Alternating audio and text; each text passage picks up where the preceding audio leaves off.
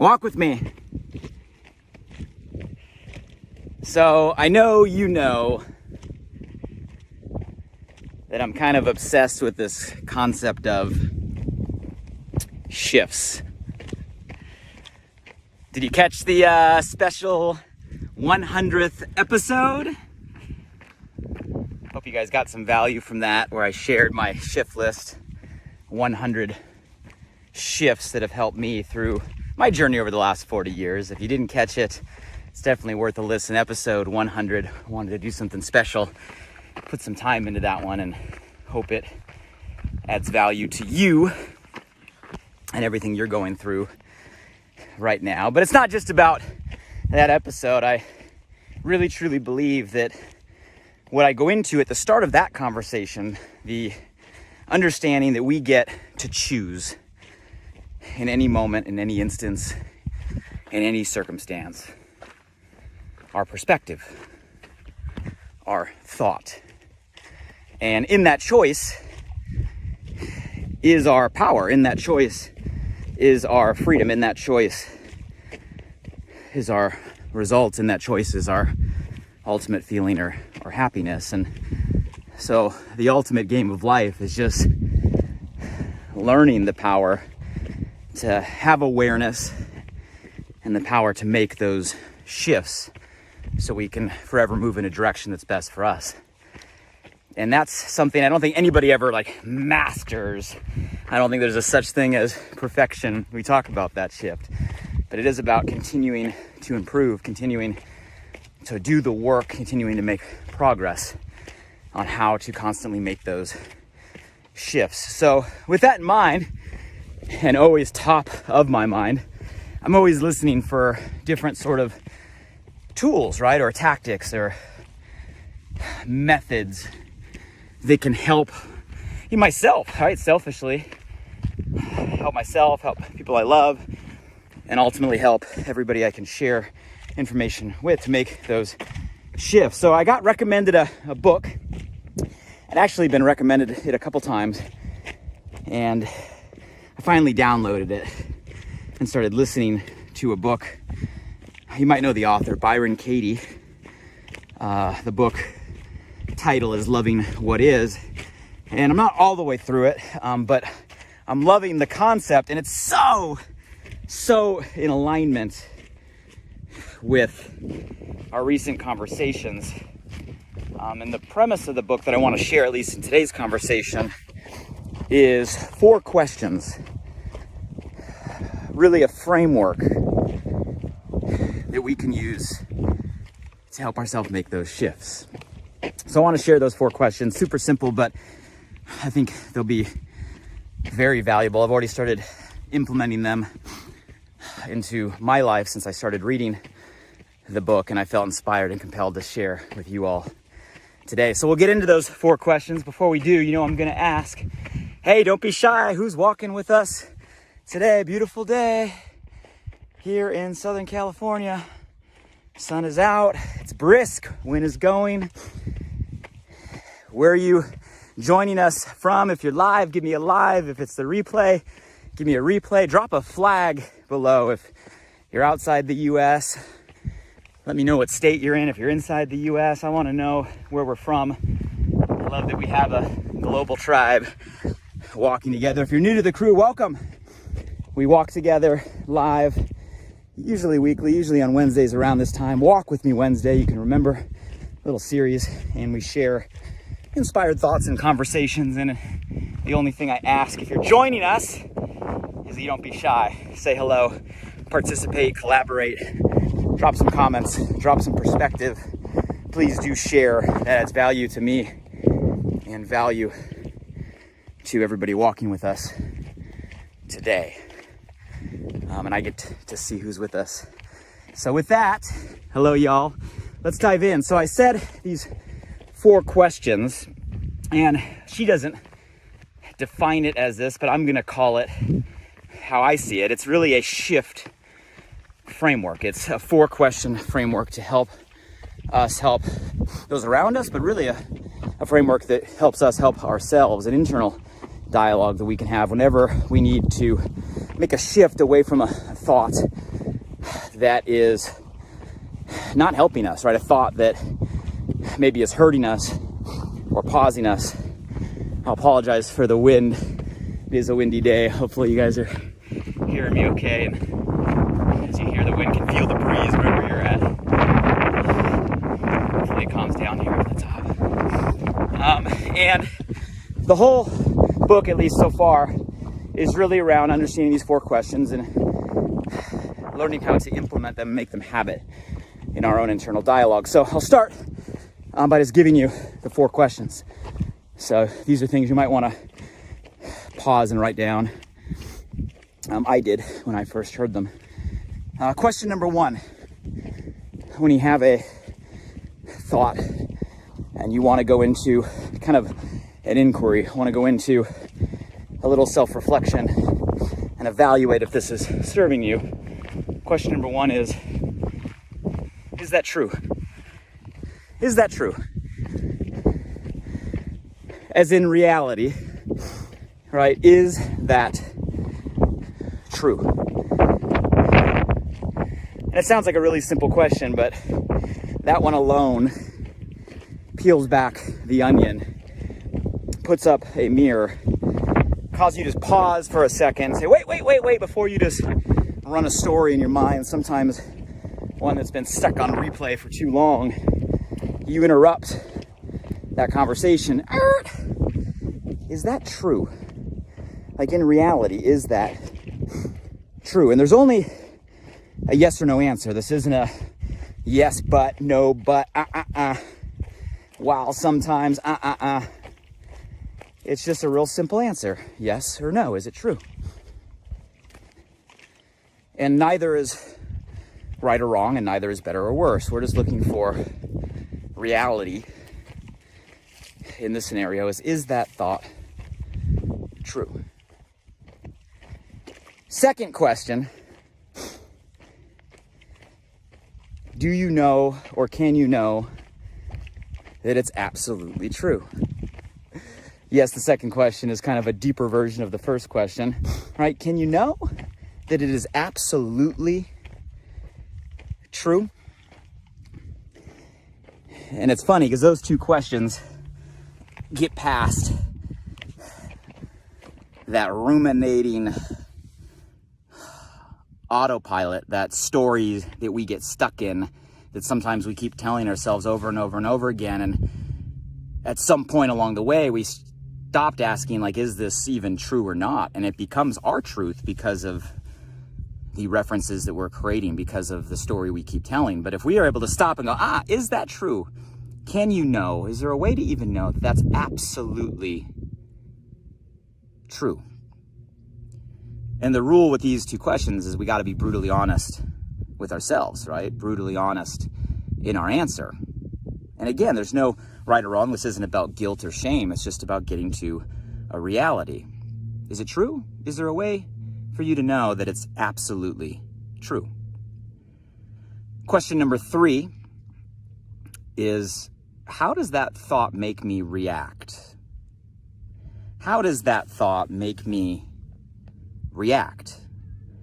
And that reaction might be something that happens verbally, or something that happens visually or publicly, or that reaction might be something that's completely internal that maybe others can't even see. Maybe your reaction is, it makes you feel nervous. Maybe it makes you feel depressed. Maybe it makes you tense up. Maybe it makes you shut down. Maybe it makes you scared. Maybe it makes you mad. Maybe it makes you frustrated, right? A reaction, we're getting to the feeling layer, right? What sort of feeling does that thought elicit, right, in your body, trigger in your nervous system? And so often we get stuck in these cycles where we have a thought and it creates a response, and we get stuck in that loop over and over and over again, that it becomes our normal, and we forgot that that's not the way that you're designed to feel. You're meant to feel. You need to feel. And it slips into, that is now our reality, and we never go back and realize that, no, it's just from the thought or the story, right? The perspective that we continue to tell ourselves. We got to interrupt that, and that's what these questions, right, are doing. So how does that thought make you react, right? Make you respond? And again, you got to be brutally honest with yourself.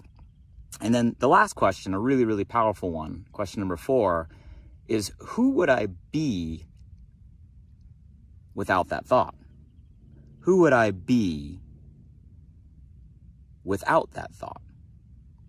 Talk about an empowering question, right? When all of a sudden you're true with yourself that, hey, this thought has some sort of power or control over the way that you feel. And all of a sudden you ask yourself the question, who would I be without that thought? Who would I be without that trigger or feeling?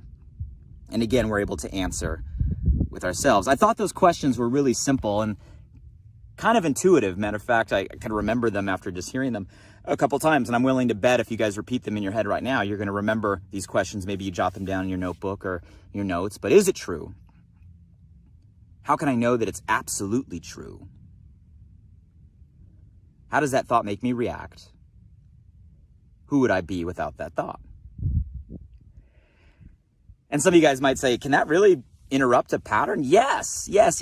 And I'll give you a couple examples. I'm going to make these up from the top of my head and just kind of give you an example of how this could work and do a little internal role playing. We'll pick kind of a silly one. Let's say, for those of us that are parents out there, right? And maybe we have kids in the house. Let's say that you're a parent that gets really, really, really frustrated when your kids leave their socks on the floor.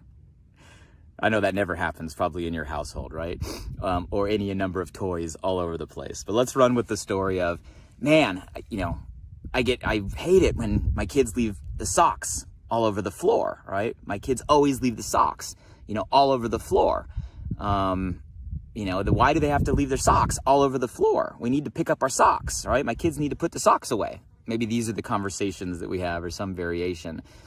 And you stop for a second and you want to run the sequence of questions. Is it true?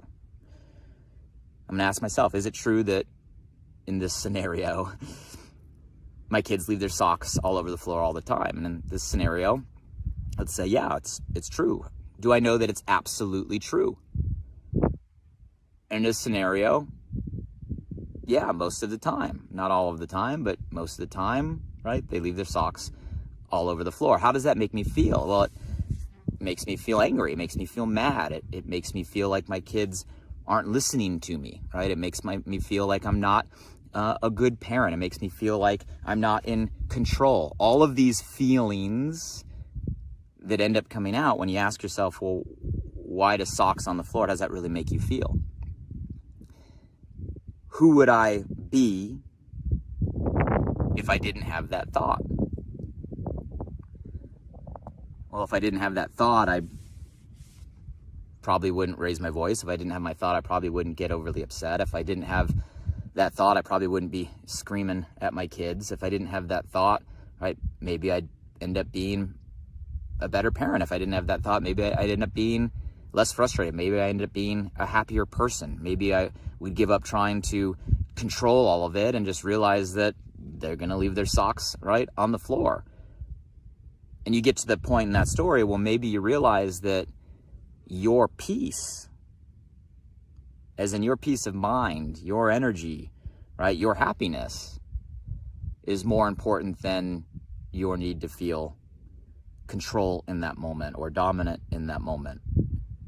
And maybe you decide to let go of that frustration. There's an example, right? So it's a silly example, right? And obviously this framework can be used for more maybe meaningful things, but that could be a real example. Like there could be something in your life that is such a little insignificant thing, but that little insignificant thing becomes a big thing for you, not because of the thing, but because of the meaning that you tie to that thing and how it makes you feel and the spiral that it puts you in, right? When you realize that that's not even necessarily true. It's not absolutely true. And you know what? Your peace, your happiness is worth more, right, than that feeling. And who you would be without that thought is a better, happier person. Let me give you another scenario, and I'm just making these up. And granted, I'm new to this framework, right? But I'm giving you examples so then you can play with it in your own mind. Let's talk about, let's go the attention route, right? So often we get stuck in scenarios where all of us, right, we're seeking approval or love or attention, whether it be from a spouse, right, or significant other, or, someone in the workforce or your job or career or your business, right, or a friend. We get stuck in these cycles. So let's say we get stuck in a scenario here where it's, so-and-so just never gives me any attention. They never give me any attention. Well, is that true? No, they never give me any attention. Well, is that true? Well, sometimes they give attention, but not enough attention. Well, is that true? Well, they give attention sometimes. Well, how can I know that's absolutely true? Well, I guess in my mind, they don't give me the attention that I want. Right? Maybe in their mind, they do give the attention that they think I need. Well, how does that make me feel? Well, it makes me feel frustrated. It makes me feel like I'm not enough. It makes me feel like I need their approval. It makes me feel, who would I be without that thought? Well, I'd be a more confident person. I'd be a happier person. I'd be somebody that maybe doesn't need somebody outside or external's approval or attention. Maybe I need to get to a point where I love myself, or I realize I am enough, or I appreciate the attention that I do get when they do give it. You guys get the gist, right? So I'll admit I'm new to the framework, right? But hopefully those examples give you some scenarios. And for those of you guys that like the framework and want to dig in more, the book is called Loving What Is. Byron Katie's the author. And it really takes those 4 questions, and most of it is actual just case studies and conversations going back and forth of how to apply, but in a relatable way, right? Some things are small things, some things are big things, but all things, right, are important in those scenarios, because any sort of thought that puts us into a state where we get an emotion that isn't benefiting us, that is limiting us, is not going to help us, and it's not going to help those around us. So anyway, was inspired by the framework and wanted to share the tool set with you. I'm always on the lookout for any sort of method or mindset or structure that can help people make the shift in any scenario. And I thought those 4 questions were 4 questions that I found value in, wanted to share with you and challenge you to play with that framework here this week. So if you get stuck in a scenario where a thought is limiting you, you need to make a shift, maybe pause and run those questions through your mind. Is it true? Be honest with yourself. How do you know, or can you know it's absolutely true? Be real with yourself. How does it make you react or respond? And who would you be without that thought? A shift framework today on this windy day in Southern California. So thank you guys for walking together. Hey, did you get value from this? Please let me know below. If you have any other thoughts, please chime in. If you have any other things you use to shift your perspective, tools or methods, empowering questions, right, please share with us in the comments. If someone came to your mind or your heart, someone that maybe needs a shift right now, maybe someone that could use, right, this tool set, tag them below, or feel free to press share. Obviously, past conversations you can catch on the podcast live by design. If you missed that 100th episode, definitely go check it out. Until the next time we walk together, hey, here's to having the awareness, right, and the ability to choose in any moment and make the shifts in our life that are best for us. Hopefully you all have an amazing, amazing day, amazing week.